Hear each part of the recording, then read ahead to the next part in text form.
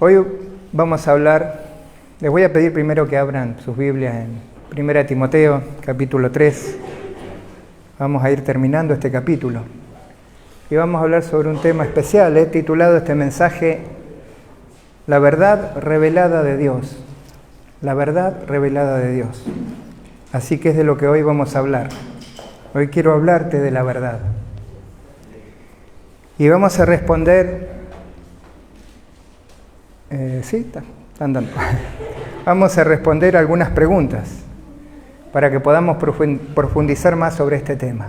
Como por ejemplo, ¿de quién es la verdad? ¿O qué es la verdad? También surgen otras preguntas como ¿quién es la verdad? Y finalmente, ¿quién tiene la verdad?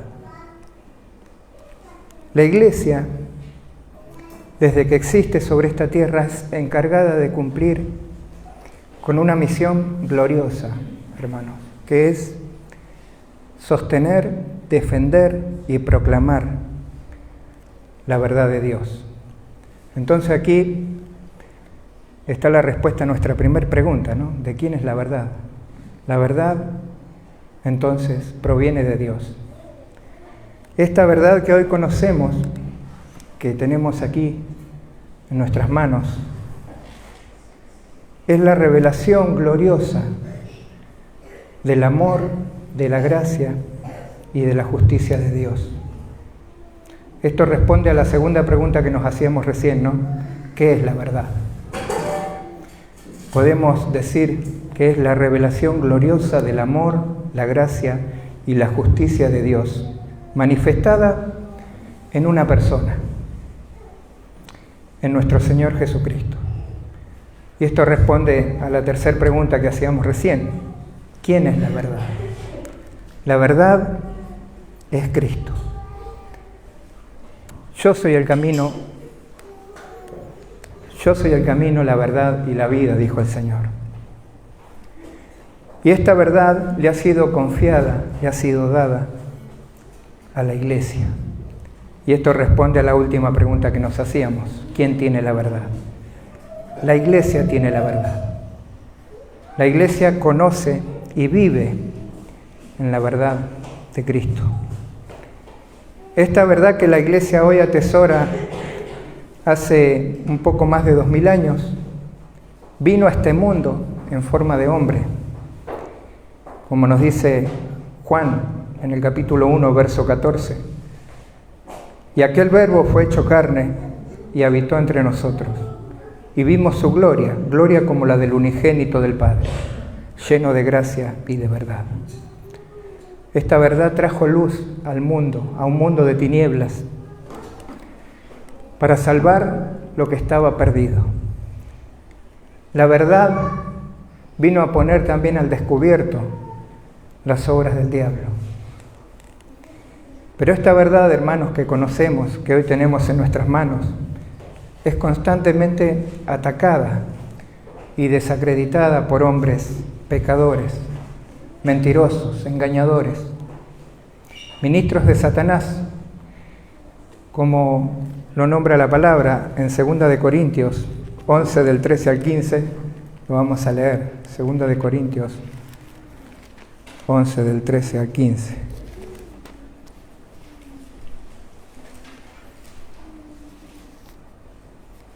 Dice la palabra de Dios: porque estos son falsos apóstoles, obreros fraudulentos, que se disfrazan como apóstoles de Cristo.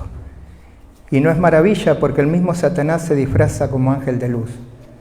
Así que no es extraño si también sus ministros se disfrazan como ministros de justicia, cuyo fin será conforme a sus obras. Enviados de Satanás, hombres perversos que quieren crear su propia verdad. También Pedro, en su segunda carta, en el capítulo 2, versos del 1 al 3, diría de estos hombres: pero hubo también falsos profetas entre el pueblo, como habrá entre vosotros falsos maestros, que introducirán encubiertamente herejías destructoras y aún negarán al Señor que los rescató, atrayendo sobre sí mismos destrucción repentina. Y muchos seguirán sus disoluciones, por causa de los cuales el camino de la verdad será blasfemado. Y por avaricia harán mercadería de vosotros con palabras fingidas. Y estas son algunas de las advertencias que leemos en las Escrituras con respecto a este tema. Los falsos maestros han existido desde el comienzo de la Iglesia. Han trabajado incansablemente con el único propósito de distorsionar la verdad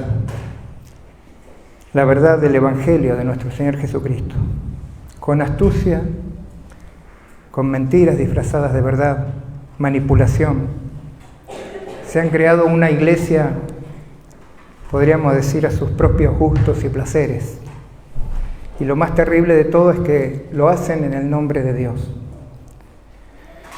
Por eso, hermanos, es que esta carta que el apóstol Pablo le escribe a Timoteo y que vamos a estudiar a continuación, fue tan importante en ese tiempo y lo es actualmente. La intención de Pablo a través de esta carta es establecer las bases de una iglesia sana, de una iglesia bíblica, firme y bien fundamentada en la palabra de Dios para la defensa del Evangelio. Pablo lo que hace a través de esta carta, y que podemos ver en los capítulos anteriores, es en primer lugar establecer un orden y dar instrucciones precisas con respecto a la vida de la iglesia, de la congregación. ¿Cuál era el rol que debía ocupar cada uno, hombres y mujeres?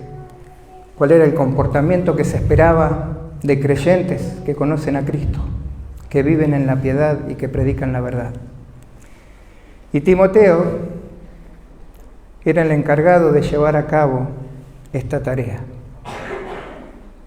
Pero el mayor problema o dificultad que debía enfrentar Timoteo era, en primer lugar, detener a los falsos maestros que por ese tiempo estaban dentro de la iglesia. Capítulo 1 de esta carta. Confrontarlos para que dejaran de confundir a la iglesia con sus falsas enseñanzas. Y una vez que Timoteo llevara a cabo esta tarea, debía comenzar a guiar a la iglesia nuevamente a lo único e importante, a la adoración a Dios. A través de, como el mismo Pablo lo dice en los capítulos anteriores, a través de la oración, decía Pablo, levantando manos santas, sin peleas ni contiendas. Decía cosas como que las mujeres se vistieran decorosamente y se comportaran como mujeres que profesan la piedad. Que solamente los hombres fueran los encargados de enseñar la palabra dentro de la congregación. Que la mujer le facilite esta tarea al hombre encargándose de su hogar, de sus hijos, de ayudar a otras hermanas. Que la iglesia sepa elegir también correctamente a sus pastores y diáconos, para lo cual da requisitos.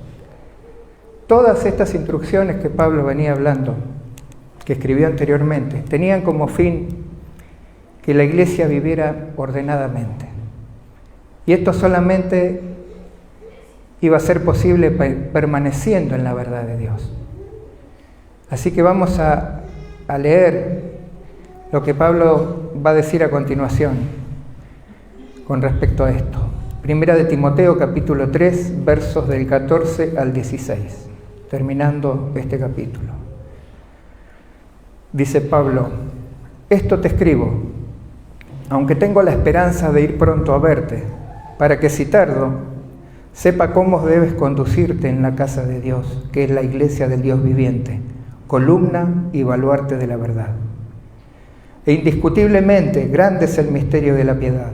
Dios fue manifestado en carne, justificado en el Espíritu, visto de los ángeles, predicado a los gentiles, creído en el mundo, recibido arriba en gloria. Pablo entonces comienza expresando su deseo de ir a visitar a Timoteo. Él tenía la esperanza de que esa visita fuera pronto, es decir, cuanto antes. Tenía muchas cosas que compartirle, pero sobre todas las cosas, hermanos, estas palabras de Pablo podemos ver que transmiten un deseo, una necesidad de poder ir a apoyarlo y animarlo en la tarea que el mismo Pablo le había encomendado. Timoteo tenía una tarea difícil en la iglesia de Éfeso. Por lo que sabemos por las Escrituras, Timoteo era un hombre joven, tímido, temeroso, que tenía la tarea de enfrentarse con lobos rapaces, es decir, con falsos maestros. Pero Timoteo tenía lo necesario. Era un hombre fiel al Evangelio, obediente y con un corazón sincero. De esta manera lo describe Pablo en sus cartas. Y ahí estaba Pablo, con la esperanza de ir a verlo. Pero por si acaso eso no fuera posible, o se tardara en ir, decidió escribir y enviarle esta carta, que hoy tenemos en nuestras manos. De hecho, se cree que Pablo no pudo cumplir con este deseo de ir a ver a Timoteo. La Biblia no registra que haya regresado a Éfeso.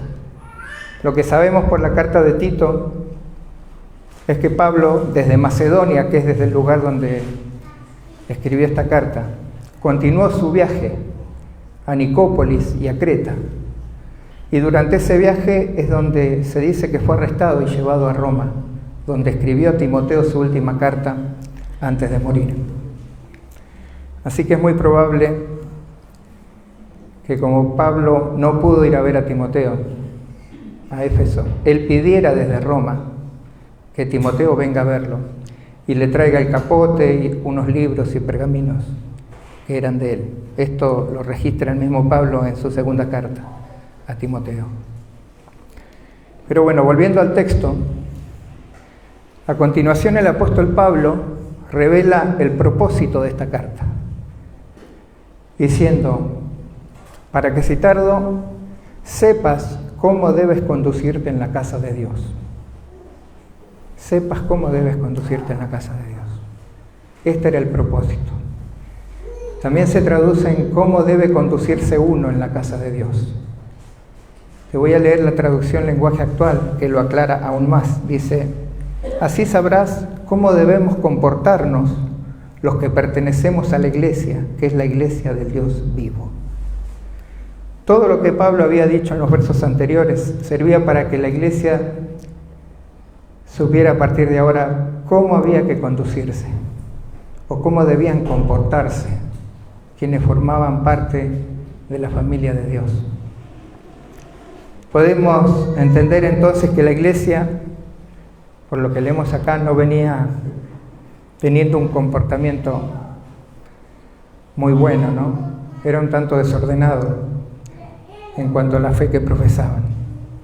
Y por lo que entendemos también por el contexto, era producto del desorden, era provocado por las falsas enseñanzas de falsos maestros.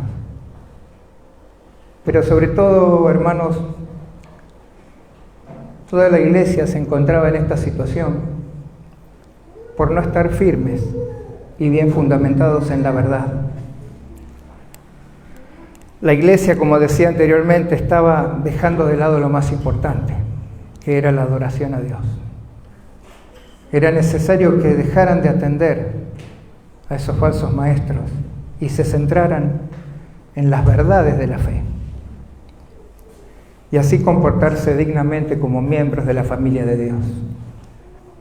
El apóstol Pablo decía a los Efesios en el capítulo 2, verso 19, así que ya no sois extranjeros ni advenedizos, sino conciudadanos de los santos y miembros de la familia de Dios. Ya no son extraños para Dios, ni pertenecen a este mundo, sino que son miembros de la familia de Dios, donde Dios habita. Por eso Pablo le llama la iglesia del Dios viviente, la iglesia del Dios que vive, que habita en medio de su pueblo. Estas palabras de Pablo tenían un gran sentido si recordamos que la carta iba dirigida a la iglesia de Éfeso, ciudad famosa por el templo de la diosa Diana y por sus muchos ídolos e imágenes de dioses sin vida, de madera o de piedra. Llamarla de esa manera, la iglesia del Dios viviente, significaba también un gran contraste, gracias, con los ídolos muertos que adoraban los paganos.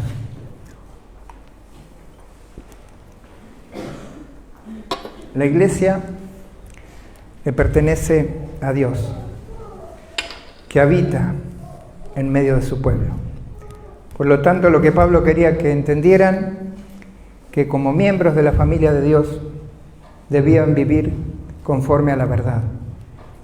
Porque la iglesia, dice Pablo, es columna y baluarte de la verdad. Aquí Pablo utiliza la imagen de la columna para revelar uno de los propósitos fundamentales de la iglesia. Y es como una columna es construida para sostener una gran estructura, como un techo. Así la iglesia como columna es sostén y quien mantiene en alto la verdad del Evangelio. Esa es su tarea, esa es su misión. La iglesia es columna y baluarte de la verdad. ¿Qué es el baluarte? Un baluarte es una estructura fortificada que salía de las murallas o fortalezas. Estaba generalmente en las esquinas y el propósito era desde allí proporcionar defensa y tener mejor capacidad de ataque contra los enemigos externos. No sé si se dan una idea más o menos de lo que les estoy hablando. Una muralla y en cada esquina sobresalían dos estructuras. Eso eran los baluartes.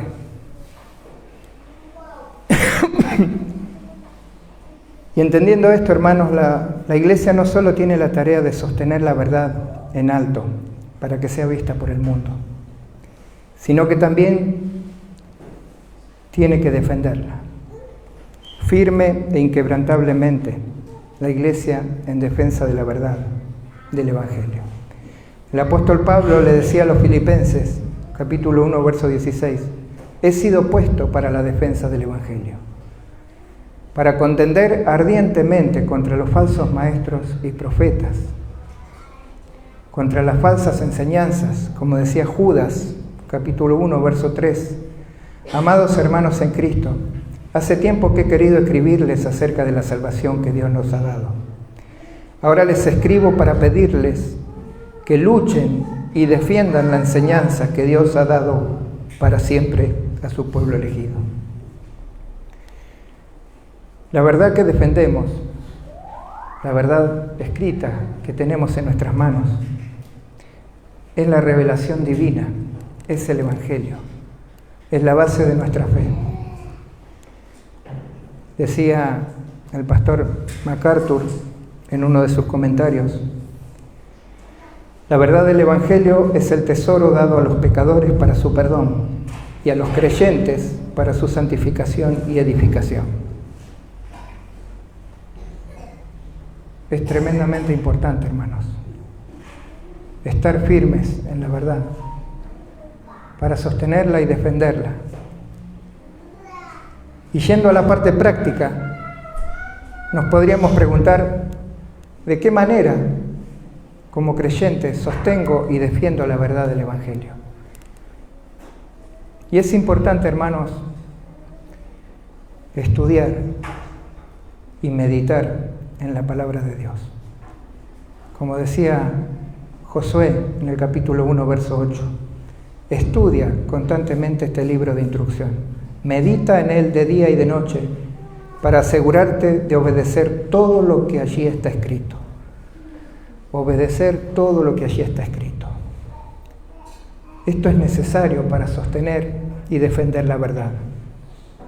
Jesús dijo en Lucas capítulo 11, verso 28, antes bienaventurados los que oyen la palabra de Dios y la guarda, es decir, y la obedece, porque así podrán vivir conforme a la verdad. Quien vive en la verdad, hermanos, comparte esa verdad, proclamando el Evangelio, el mensaje de Jesucristo. Y esta es una verdad absoluta, es la convicción de todo verdadero creyente. Y en el siguiente versículo que vamos a leer, Pablo va a exponer la verdad del Evangelio, que es indiscutible, es gloriosa. Y así lo dice él, verso 16. E indiscutiblemente grande es el misterio de la piedad. Dios fue manifestado en carne, justificado en el Espíritu, visto de los ángeles, predicado a los gentiles, creído en el mundo, recibido arriba en gloria. Grande.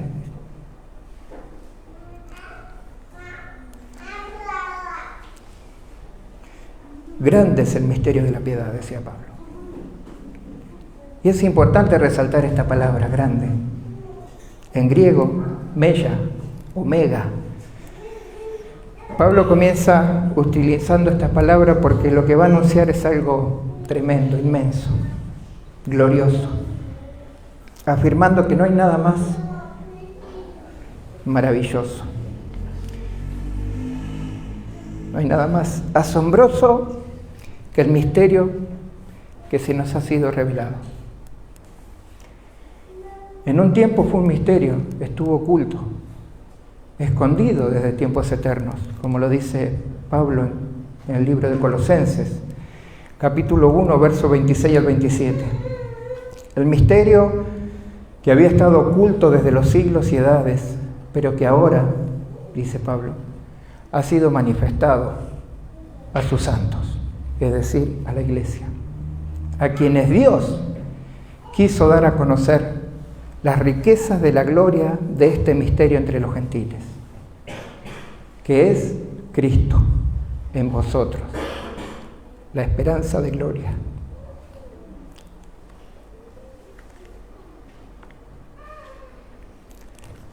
El gran misterio fue desde tiempos eternos, desde antes de la fundación del mundo, el plan de Dios para salvación. Es que Dios fue manifestado en carne, justificado en el Espíritu, visto de los ángeles, predicado a los gentiles, creído en el mundo, recibido arriba en gloria. Este es el Evangelio, de punta a punta. La obra completa de Dios en la persona de nuestro Señor Jesucristo. La verdad revelada de Dios a su iglesia. Dios fue manifestado en carne, dice. Significa que Dios se hizo hombre, se hizo visible a los ojos. El Verbo humanado en la persona de Jesús. En el libro de Filipenses, Pablo le escribiría capítulo 2, versos del 6 al 7, que lo voy a leer en la Nueva Traducción Viviente. Aunque era Dios, no consideró el ser igual a Dios, que el ser igual a Dios fuera algo a lo cual aferrarse. En cambio, renunció a sus privilegios divinos, adoptó la humilde posición de un esclavo y nació como un ser humano. Y en esta forma, nuestro Dios, manifestado en carne, es decir, en forma humana, con un cuerpo físico y con limitaciones en cuanto a su tiempo y espacio, completamente hombre y completamente Dios, tuvo que asumir plenamente nuestra forma humana para salvarnos. Este es el corazón del Evangelio, este es el misterio de la piedad. En segundo lugar, dice el apóstol Pablo, fue justificado por el Espíritu. Otras versiones dicen que fue vindicado por el Espíritu. Lo que Pablo quiere decir es que verdaderamente el Espíritu Santo dio testimonio de Cristo. Quedó demostrado públicamente por el Espíritu Santo que Jesús era quien decía ser, el Hijo de Dios, alguien justo y verdadero. El testimonio del Espíritu Santo fue evidente, lo vemos en las Escrituras, desde que nació el Señor hasta su resurrección. Te voy a leer algunos textos. Por ejemplo, en Lucas 1:35, cuando se le aparece el ángel a María, le dice: el Espíritu Santo vendrá sobre ti y el poder del Altísimo te cubrirá con su sombra. Por lo tanto, el bebé que nacerá será santo y será llamado Hijo de Dios. El Espíritu Santo obrando en su nacimiento, en su bautismo. Mateo 3, 16 y 17. Dice: después del bautismo, mientras Jesús salía del agua, los cielos se abrieron y vio al Espíritu de Dios que descendía sobre él como una paloma. Y una voz dijo del cielo: este es mi Hijo amado, quien me da un gran gozo.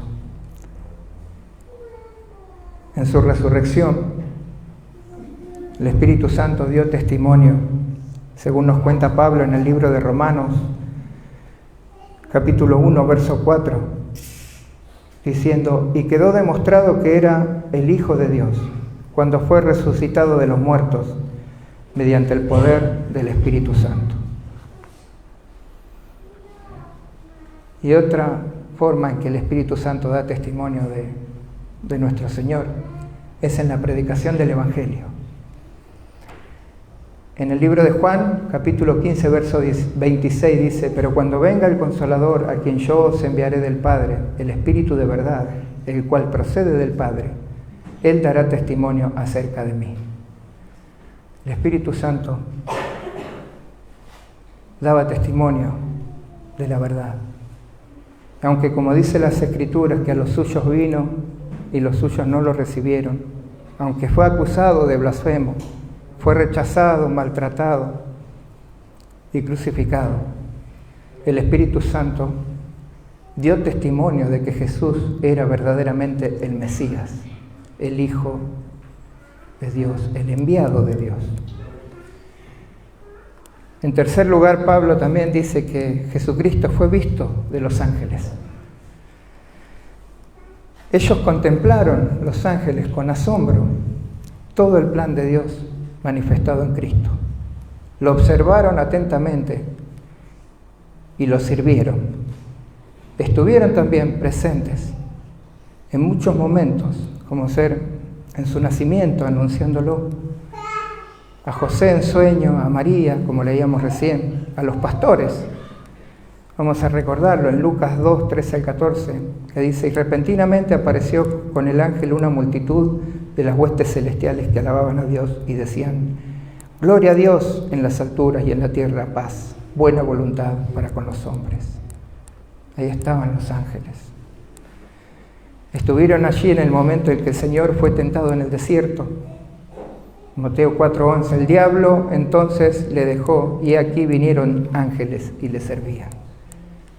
Lo fortalecieron en el Getsemaní, como estudiábamos hace un par de semanas atrás, mientras Jesús oraba al Padre pidiéndole que si era posible apartara de él esa copa.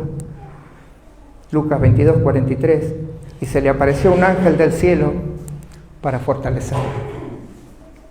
Y en su resurrección, en Mateo 28, del 2 al 6, un ángel descendió, removió la piedra y anunció que Jesús había resucitado. Y por último, en su ascensión, cuando dos ángeles, en el libro de Hechos, capítulo 1, verso 10, anunciaron su regreso. De principio a fin vemos, hermanos, a los ángeles enviados de Dios. Fueron testigos del ministerio de la piedad. Aunque ellos estaban con Dios y servían a Dios, el plan de redención por medio de Cristo también fue un misterio para ellos. Y lo contemplaron con asombro. Dice Efesios capítulo 3, verso 10, para que la multiforme sabiduría de Dios sea ahora dada a conocer por medio de la iglesia, por medio de la iglesia, a los principados y potestades en los lugares celestiales. Visto de los ángeles. Significaba que todo el cielo fue testigo de la obra de Cristo. Y lo que fue visto por los ángeles, hermanos, es ahora proclamado por la iglesia a todas las naciones. Ese gran misterio de la piedad es también, decía Pablo, predicado a los gentiles. Ese Jesús es predicado a los gentiles. Lo que Pablo enseña es que el mensaje de Cristo no fue exclusivamente para los judíos, sino que fue anunciado a todas las naciones, cumpliendo el plan de Dios, que decía en Mateo 28, 19 al 20, por tanto, id y haced discípulos a todas las naciones, bautizándolos en el nombre del Padre, del Hijo y del Espíritu Santo, enseñándoles que guarden todas las cosas que os he mandado. Y aquí yo estoy con vosotros todos los días hasta el fin del mundo. Amén. Y reafirmando la promesa que le hizo Dios a Abraham, Génesis 12:3, y serán benditas en ti todas las naciones de la tierra. Jesucristo predicado a los gentiles. Y no solo que fue predicado, sino que también fue creído, dice, creído en el mundo. Es decir, que el mensaje del Evangelio de Jesucristo produjo arrepentimiento y fe en los corazones.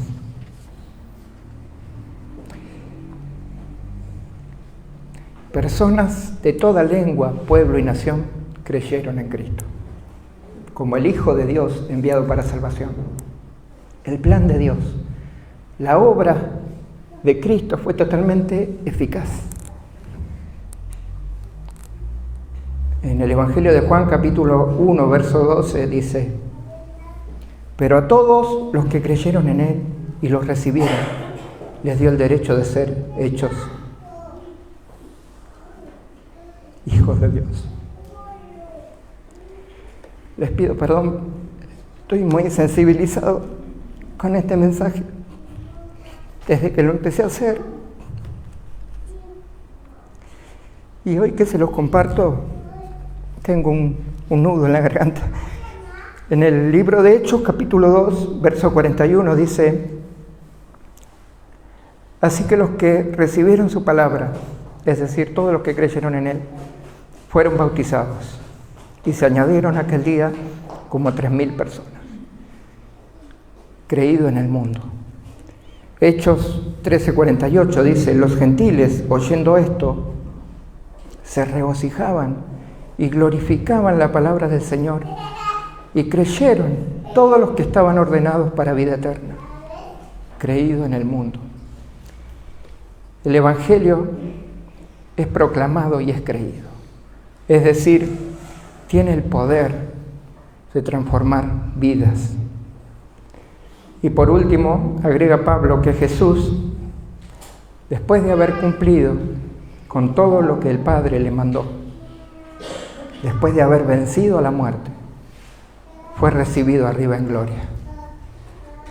Y así se completa el glorioso plan de Dios, e indiscutible, glorioso misterio de la piedad, revelado a la iglesia. Cristo, de la gloria a la tierra y de regreso a la gloria. Pero ahora, como el Rey de Reyes y Señor de Señores, nuestro Salvador, triunfante y victorioso. Y habiendo efectuado la purificación de nuestros pecados por medio de sí mismo, dice Hebreos, capítulo 1, verso 3, se sentó a la diestra de la majestad en las alturas. Se sentó en el lugar de honor, a la derecha de Dios. Y estando en la condición de hombre, decía Filipenses 2, del 8 al 11, se humilló a sí mismo, haciéndose obediente hasta la muerte, y muerte de cruz. Por lo cual, Dios también le exaltó hasta lo sumo, y le dio un nombre que es sobre todo nombre. Para que en el nombre de Jesús se doble toda rodilla de los que están en los cielos y en la tierra, y debajo de la tierra, y toda lengua confiese que Jesucristo es el Señor, para gloria de Dios Padre. El Padre estaba complacido con él y aceptó su obra. Este es el gran misterio de la piedad, el mensaje del Evangelio que la Iglesia, como columna y baluarte de la verdad, debe sostener, debe defender, debe proclamar. Que Dios se hizo hombre, que murió por nuestros pecados, triunfó sobre la muerte, fue honrado por ángeles y ascendió al cielo en gloria y poder. Y ahora está sentado a la diestra de Dios y reina. A Él sea la gloria. Amén. Amén.